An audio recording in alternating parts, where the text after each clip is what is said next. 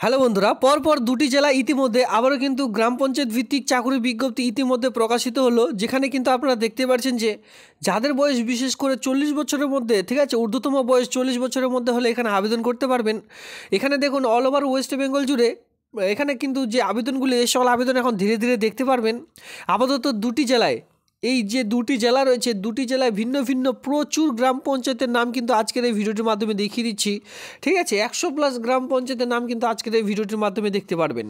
Total 100+ গ্রাম পঞ্চায়েতে কর্মী নিয়োগের একটি নতুন চাকরি বিজ্ঞপ্তি প্রকাশিত হয়েছে, যেটা আপনারা কিন্তু ডাব্লিউবি যে অফিসিয়ালি সাইট রয়েছে, www.gov.in এর যে অফিসিয়ালি সাইট রয়েছে, ঠিক আছে, এই সাইটের মাধ্যমে আপনারা ডাউনলোড করতে পারবেন।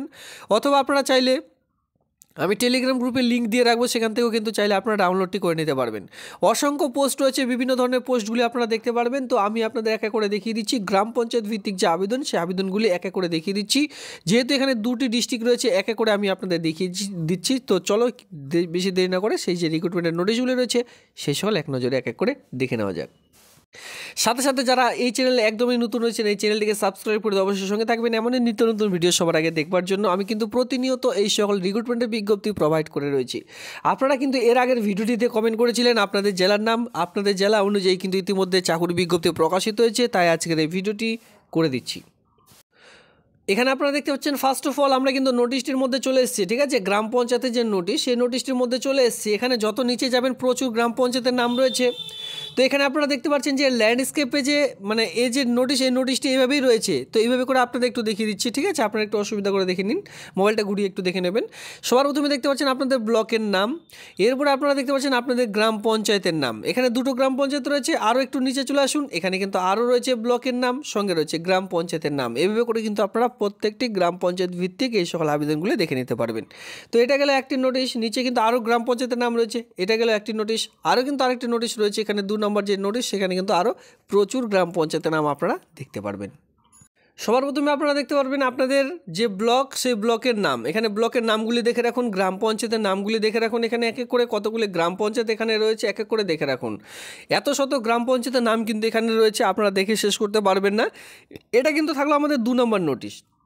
আর দুটোই, এই এক থেকে এই দুটো যে নোটিশ প্রকাশিত হয়েছে, এই দুটোই কিন্তু আপনারা দেখতে পারবেন সেম কোয়ালিফিকেশন। মানে এখানে যে আপনাদের কোয়ালিফিকেশন লাগবে, সেই কোয়ালিফিকেশনও কিন্তু সেম, এজ প্রুফও সেম। সেক্ষেত্রে আমি জাস্ট একটি নোটিশ দেখিয়ে দিচ্ছি। ঠিক আছে, যে আবেদনের প্রক্রিয়া কী রয়েছে, কীভাবে আবেদন করবেন, এই সকল সমস্ত রকম। আর এই সকল নোটিশ আমি কিন্তু টেলিগ্রাম গ্রুপে অলরেডি প্রোভাইড করে দিয়েছি। দুটো নোটিশে আপনারা পেয়ে যাবেন ভিন্ন ভিন্নভাবে। তো সেক্ষেত্রে আপনারা যে জেলায় বসবাস করছেন, সেই জেলা অনুযায়ী ডাউনলোড করে এই আবেদনটি করে নেবেন। আপনাদের বিডিও অফিস যে রয়েছে, আপনাদের ব্লক অফিস, সেই ব্লক অফিসে গিয়ে ফর্মটি জমা করে দিলেই আবেদনটি একেবারে কমপ্লিট হয়ে যাবে। তো চলো আমি আপনাদের দেখিয়ে দিই যে আবেদনের প্রক্রিয়াটি কী রয়েছে।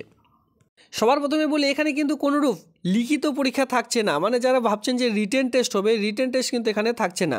শুধুমাত্র ইন্টারভিউর ভিত্তিতে এই যে নিয়োগ, এই নিয়োগটি কিন্তু করতে চলেছে। এখানে কোনোরূপ লিখিত পরীক্ষা থাকছে না, জাস্ট ইন্টারভিউর ভিত্তিতে পুরো প্রসেসটি এখানে কমপ্লিট করতে হচ্ছে। এই অফলাইনে ফর্মেটে জাস্ট কী করবেন, আপনাদের যে বিডিও অফিস রয়েছে, সেই বিডিও অফিসে গিয়ে ফর্মটি জমা করে দিলেই আবেদনটি কমপ্লিট হয়ে যাবে।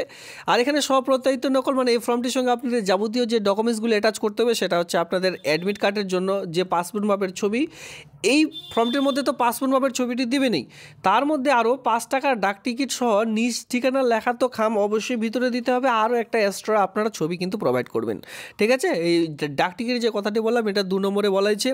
এরপরে মাধ্যমিক বা সমতুল্য পরীক্ষার যে অ্যাডমিট কার্ড রয়েছে, যেটা জন্ম শংসাপত্র হিসাবে দিতে বলা হয়েছে। এরপরে ভোটার পরিচয়পত্র, রেশন কার্ড, ভোটার কার্ড অবশ্যই দিতে হবে এখানে, আর রেশন কার্ড দিতে হবে। এরপরে SC ST OBC যে আপনার যে যদি থাকে SC ST কার্ড, সেক্ষেত্রে প্রোভাইড করবেন।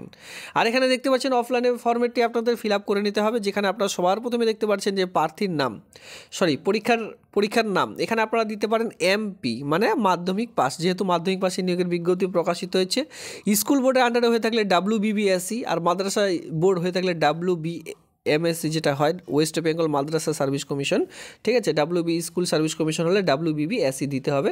পরীক্ষায় বসার যে বৎসর, আপনি কত সালে মাধ্যমিক পাস করছেন সেটা বসাবেন। মোট নাম্বার, তার মধ্যে কত পরীক্ষা ছিল, কতর মধ্যে পরীক্ষা ছিল, 700 হলে 700, 800 হলে 800, সেটা দিয়ে দিলেন।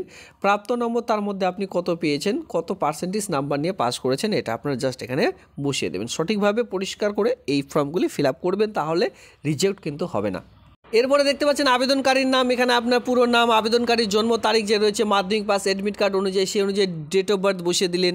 এরপর যদি বিবাহিত হয়ে থাকেন মেয়েদের ক্ষেত্রে বিশেষ করে সেক্ষেত্রে স্বামীর নাম এখানে আপনারা কিন্তু বসাতে পারেন, না হলে কিন্তু বসানোর কোনো প্রয়োজন নেই। শর্ট ফর্মে একটি জাস্ট অফলাইনে ফর্মেট রয়েছে, এই ফর্মটি ফিল আপ করে এখানে যে ডকুমেন্টসগুলো বলে দিলাম এই কয়েকটি ডকুমেন্টস সেলফ অ্যাটাস্টেড করে আপনারা কিন্তু আপনার ব্লক অফিসে গিয়ে ফর্মটি জমা করে দেবেন।